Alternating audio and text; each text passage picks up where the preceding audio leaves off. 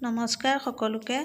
আজি দেখা পাইছানে বাৰু, মই ভিডিঅ'টো কোমোৰা কাটিয়ে আৰম্ভ কৰিছোঁ আৰু যিহেতু মই আজি আপোনালোকৰ মাজলৈ কোমোৰা ৰেচিপি এটা আগবঢ়াম, গতিকেলৈ এতিয়া কোমোৰাখিনি কাটি ল'লোঁ, ভালদৰে কাটি ধুই লৈছোঁ। এতিয়া কোমোৰাখিনি অলপ মিডিয়াম চাইজত টুকুৰা টুকুৰকৈ কাটি ল'ম আৰু লগতে ডাঙৰ চাইজৰ আলু এটাও অলপ ডাঙৰকৈ টুকুৰা টুকুৰ কৰি কাটি দিম।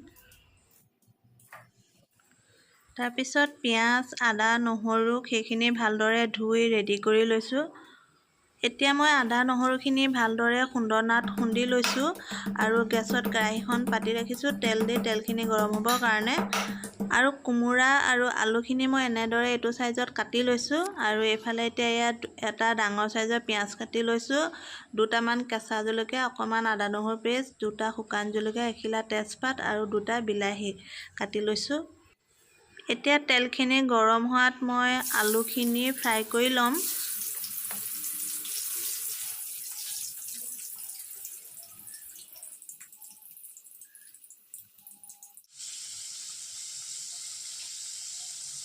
এনেদৰে অলপ ৰঙচুৱা হোৱালৈকে আমি ফ্ৰাই কৰি ল'ম। পূৰা সিজিব নালাগে, যিহেতু আমি পিছত সিজামেই। আলুখিনি যিহেতু এতিয়া হৈ গৈছে ফ্ৰাই কৰা, আৰু আমি আলুখিনি কাঢ়ি থ'ম। কাঢ়ি এতিয়া আকৌ সেইখিনি তেলতে কোমোৰাখিনি আকৌ তেনেদৰে অলপ সময় ফ্ৰাই কৰি ল'ম।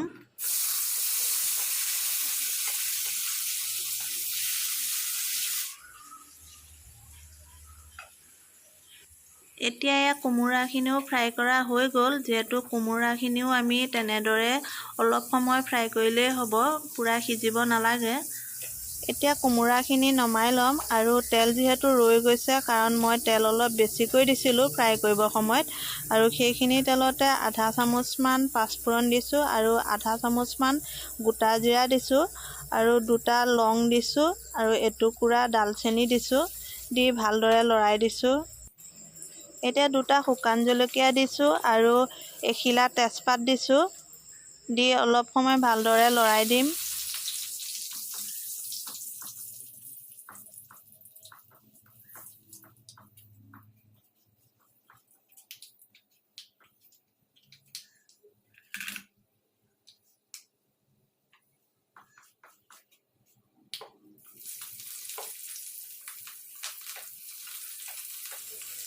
এতিয়া কাটি ৰখা পিঁয়াজখিনি আৰু কেঁচা জলকীয়াখিনি দি দিছোঁ, দি অলপ সময় ভাজিম কোমল হোৱালৈকে পিঁয়াজখিনি।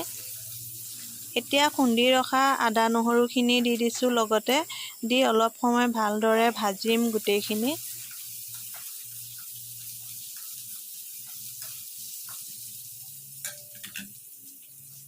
এতিয়া পিঁয়াজখিনি ভাজি থাকোঁতে আকৌ 1 চামুচ হালধি দি দিছোঁ।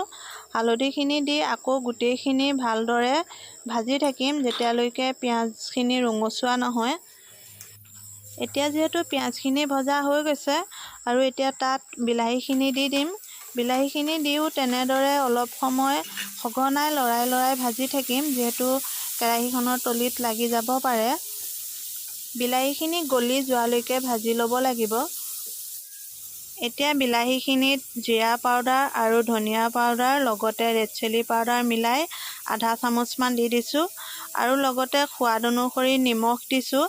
নিমখটো কমাই দিছোঁ, যিহেতু তৰকাৰীখন অলপ গ্ৰেভি কৰিব লাগিব, কাৰণ পনীয়া কৰিলে খাবলৈ ভাল নহয়। আৰু এতিয়া ভালদৰে বিলাহীখিনি গলি যোৱালৈকে ভাজি থাকিম।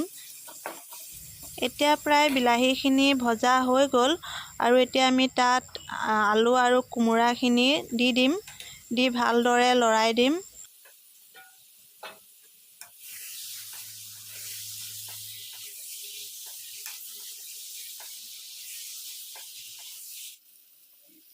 এতিয়া দেখা পাইছে বিলাহীখিনিৰ লগত কোমোৰা আৰু আলুখিনি ধুনীয়াকৈ মিলি গৈছে, আৰু এতিয়া আমি তাত পানী দি দিম। পানী মই গৰম পানী ব্যৱহাৰ কৰিছোঁ।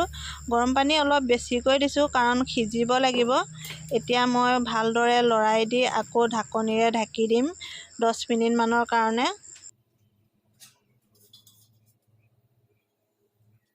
এতিয়া আমাৰ কোমোৰা আৰু আলু তৰকাৰীখন হৈ গ'ল। এয়া এতিয়া দেখা পাইছে কোমোৰাৰ পানীখিনিও বহুত শুকাই গ'ল, অলপ ধুনীয়াকৈ গ্ৰেভি হৈ গৈছে। এতিয়া মই পাত্ৰ এটাত কাঢ়ি দিছোঁ, যিহেতু ঠাণ্ডা হ'বৰ কাৰণে। আৰু আপোনালোকে এবাৰ বনাই খাই চাবচোন, এনেকৈ একেবাৰে মাংসৰ দৰে হয় তৰকাৰীখন খাবলৈ। আজিলৈ ভিডিঅ'টো ইমানেই। যদি ভিডিঅ'টো চাই ভাল পালে লাইক, শ্বেয়াৰ, কমেণ্ট আৰু চেনেলটো ছাবস্ক্ৰাইব কৰিবলৈ নাপাহৰিব। আকৌ লগ পাম পুনৰ নতুন এটা ভিডিঅ'ৰ সৈতে।